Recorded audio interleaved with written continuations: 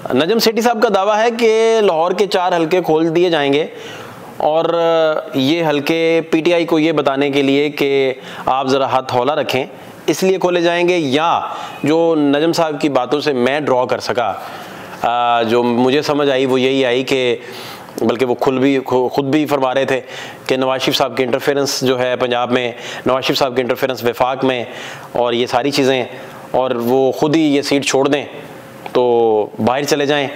इसको जब नुसरत जावेद साहब ने इसी खबर को बताया तो उन्होंने भी कहा कि मियाँ साहब बार बार पूछते हैं कि ये क्या खबर है कि ये 4 हलके खोले जा रहे हैं, ये क्या खबर है, और इसके बाद खामोशी छा जाती है। नुसरत साहब जब इसे बयान फरमा रहे थे तो आपको पता है नुसरत साहब का भी तर्ज़े जो बयान का तर्ज है वो कितना खूबसूरत है। तो इस सारी सूरत हाल में नून लीग के पास क्या बचेगा? उनके कायद इस स्टेज पे आकर नॉकआउट होना पड़े सबके सामने और घर जाना पड़ जाए तो फिर बात किधर जाएगी?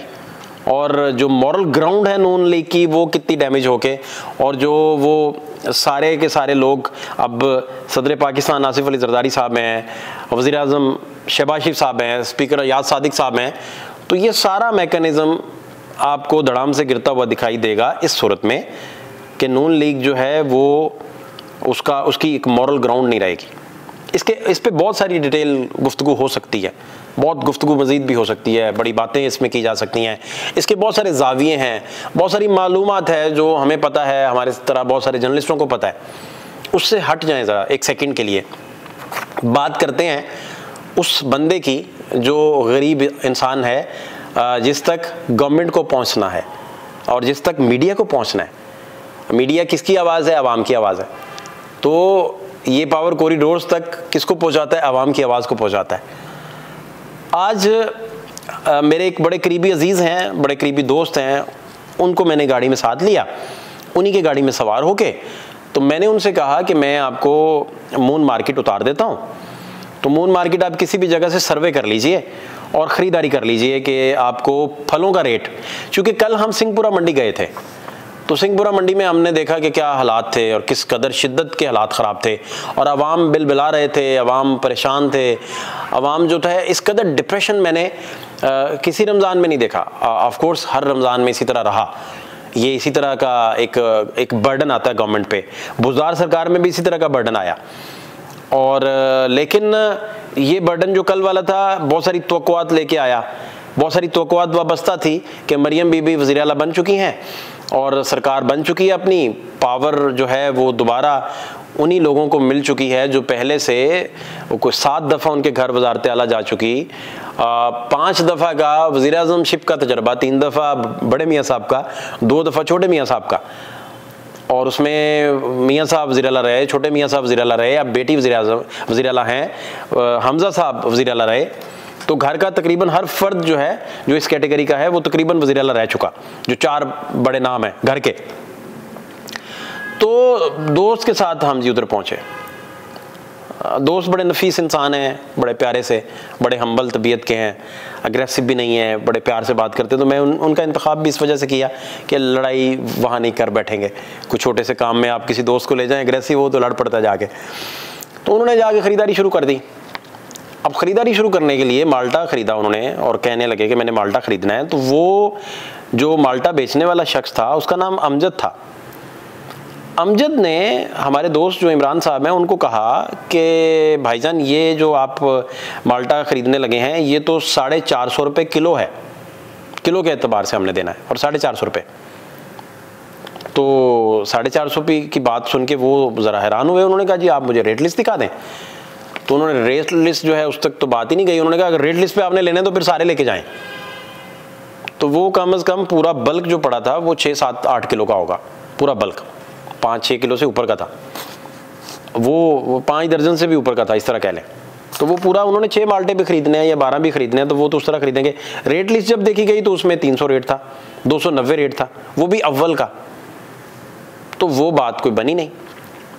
तो बात बढ़ते बढ़ते बढ़ते अब हम स्ट्रॉबेरी के एक ठेले पे आ गए हैं। तो जो स्ट्रॉबेरी का ठेला है वहाँ हमने स्ट्रॉबेरी का रेट पता किया तो वो 450 बता रहे हैं। स्ट्रॉबेरी का रेट 450 बता रहे हैं, और जब चेक किया लिस्टों पे तो वो दोयम दर्जे की क्योंकि स्ट्रॉबेरी थी तो वो 190 रुपये थी, 200 रुपये तक। अब किलो के पीछे आप डबल का प्रॉफिट कैसे ले सकते हैं? फिर जो बाट जो जिनके ज़रिए वो मेजरमेंट करना होती है, वो सारे जो बाट आपको नज़र आते हैं उनके पास, उनको किसी सरकारी महकमे ने कभी चेक ही नहीं किया, और उनके ऊपर अथेंटिकेशन की मोहरें ही सख्त नहीं है। वो बाट जहाँ से मर्जी चल रहे हैं, जैसे मर्जी चल रहे हैं। तो वहाँ एक वकील साहब आ गए। वकील साहब ने कहा कि ये सारा कबीला जो यहाँ बेच रहा है ये सारा आपस में रिश्तेदार है और इनको कोई रेट लिस्ट से नहीं है। हाँ, जो बेचने वाले हैं उनका ये क्लेम था कि हम जब खरीदारी करने जा रहे हैं, हमने स्ट्रॉबेरी खरीद रही है, तो खरीदारी करते हुए हमें ये दोयम दर्जे की स्ट्रॉबेरी मिली है। जब ये दोयम दर्जे की मिली है तो हम इसे अव्वल में कैसे बेच दें? तो मैंने मंडी राब्ता किया आड़त वालों से, बोली करवाने वालों से, तो उन्होंने कहा ऐसा तो कुछ नहीं है, ये अपनी मर्जी की चीज़ लेके जाते हैं और इसी तरह ही है, और फिर अपने रेट लिस्ट के मुताबिक भी नहीं बेचते। हाँ, उसमें इन डिटेल में और भी स्टडी मौजूद है जो हम आपसे डिस्कस करते रहेंगे। इसमें डीसी ऑफिस और रेट लिस्ट निकालने में कहाँ कहाँ मसाइल आते हैं वो भी आपसे डिस्कस करते रहेंगे। मरियम बीबी जब कल रेट लिस्ट पता करने पहुँची और जोहर टाउन में वो गई हैं, तो उनकी बातों से नहीं लगा कि इतना ज़्यादा घर में तजर्बा होने के बावजूद भी वो इस गोरख धंधे को समझ पाई हैं।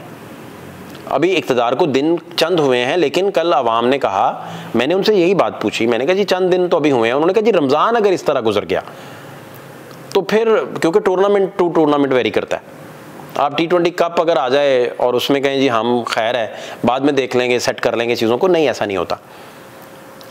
मैकेनिज़्म, प्राइस कंट्रोल कमेटियाँ, और फिर आप ये देखिए कि जो रेट लिस्ट उन लोगों को जा रही है जिन्होंने सामान बेचना है रेडियों की सूरत में, ठेलों की सूरत में, ठैयों की सूरत में, वो सारे का सारा वो एक पर्ची पे बेचते हैं जिसके ऊपर किसी के ऊपर कोई सिग्नेचर्स मौजूद नहीं है, जिसे डीसी रेट आप कहते हैं।